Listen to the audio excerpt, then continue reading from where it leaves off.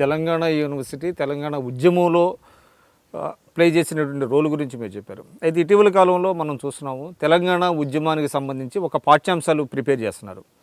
వాటిని మీరు చూసారా? నేను అది ఫాలో సిలబస్ దాంట్లో సోనియా గాంధీ గారికి అంటే తెలంగాణ రాష్ట్ర ఏర్పాటు అంశంలో సోనియా గాంధీ గారి పాత్ర లేదు అనే అంశం వరకు నేను చూశాను. మిగిలిన సందర్భంలో ఇది చాలా అంటే నేను ఎట్లా చెప్తున్నానంటే తెలంగాణ ఉద్యమము ఒక చరిత్ర, కేసీఆర్ గారు ఒక నియంత.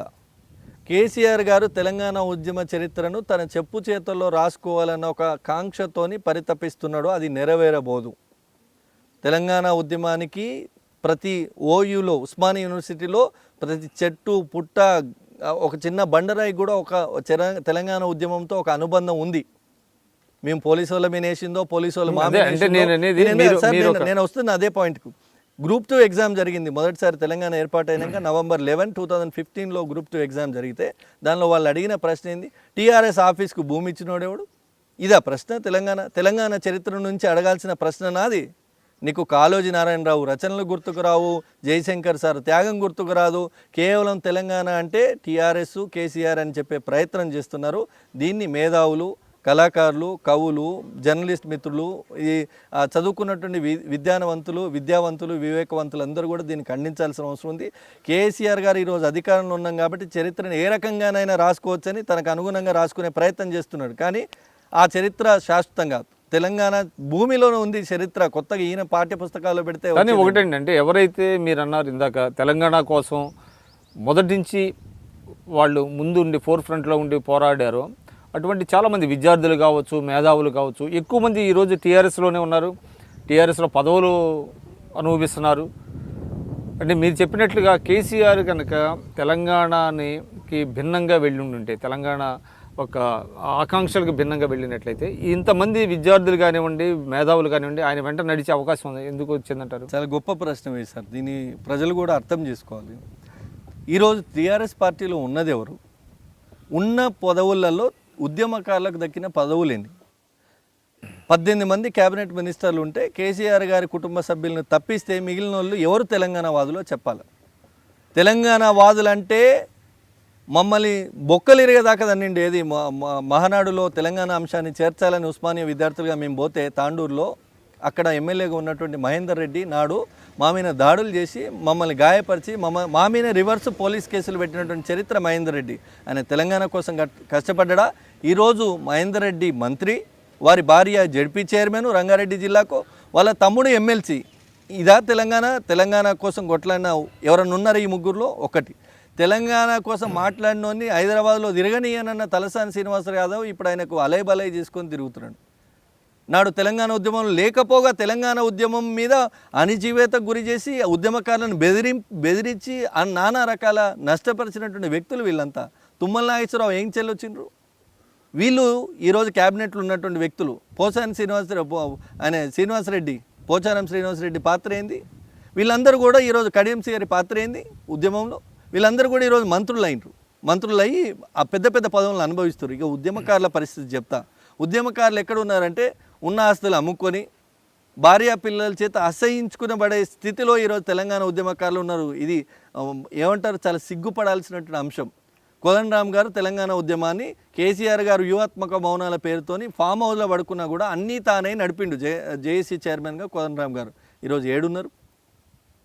ఆయన తలుపులు పడగొట్టి అరెస్ట్ చేసి లోపల గుక్కే పరిస్థితి. ఆయన ఎక్కడున్నాడో చెప్పని పరిస్థితులలో కోదండరామ్ ఉన్నాడు.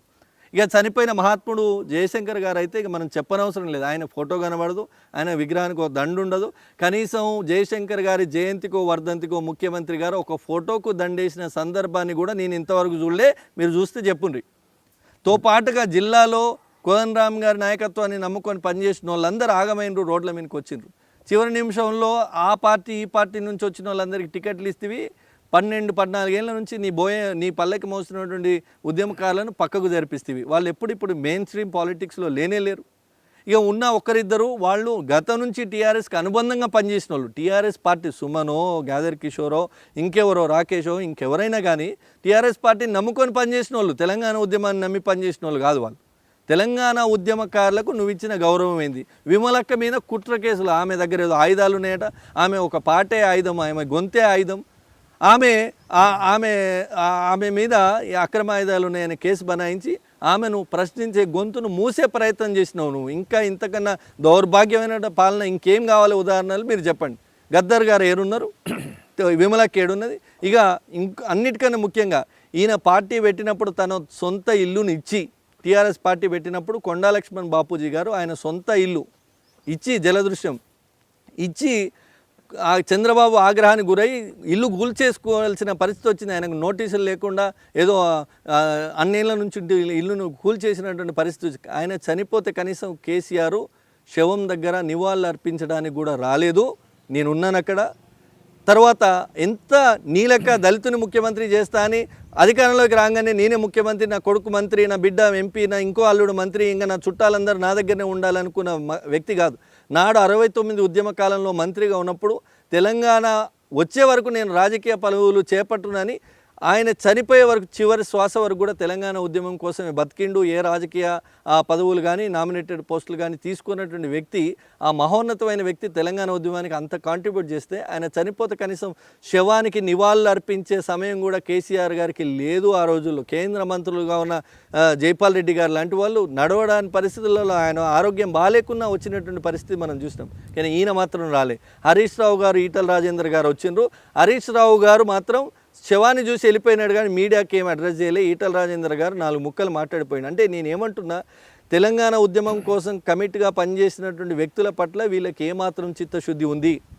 ఈరోజు శ్రీకాంతాచారి అంత గొప్ప త్యాగం, పబ్లిక్గా అంత ఆత్మ బలిదానం చేసుకున్నాడు. శ్రీకాంతాచారి తల్లి పరిస్థితి ఏంది టీఆర్ఎస్ పార్టీలో? హరీష్ రావు నమ్ముకొని ఎర్రోల శ్రీనివాస్ అని ఒక విద్యార్థి నాయకుడు తిరుగుతుంటాడు, ఆయన పరిస్థితి కూడా దారుణంగా ఉంది. ఇంతవరకు ఒక నామినేటెడ్ పోస్టులు. మరి నీవు పదవులన్నీ, అందుకే మిత్రుడు వాడిండు ఏది ఎవని పాలాయరో తెలంగాణ, ఎవరెక్కడ ఉన్నారు ఈ తెలంగాణలో అని. అంటే తెలంగాణ కోసం కొట్లాడిన వాళ్ళందరూ కూడా రోడ్ల మీద ఉన్నారు. తెలంగాణ ఉద్యమకారుల మీద జులుం చేసిన వాళ్ళు, రౌడీయిజం చేసిన వాళ్ళు, దౌర్జన్యం చేసిన వాళ్ళు, తెలంగాణ ఉద్యమకారులను అన్ని రకాలుగా హింసించి, పోలీస్ కేసులు పెట్టి అన్ని రకాలుగా హింసించినటువంటి వ్యక్తులు ఈరోజు ముఖ్యమంత్రి పక్కకు కుడి ఎడమలుగా తిరుగుతూ ఉంటే, ఇంకా తెలంగాణ ఉద్యమకారులు సాటిస్ఫాక్షన్తో ఉన్నారు అని అంటే దానికి అర్థం లేనటువంటి మాట.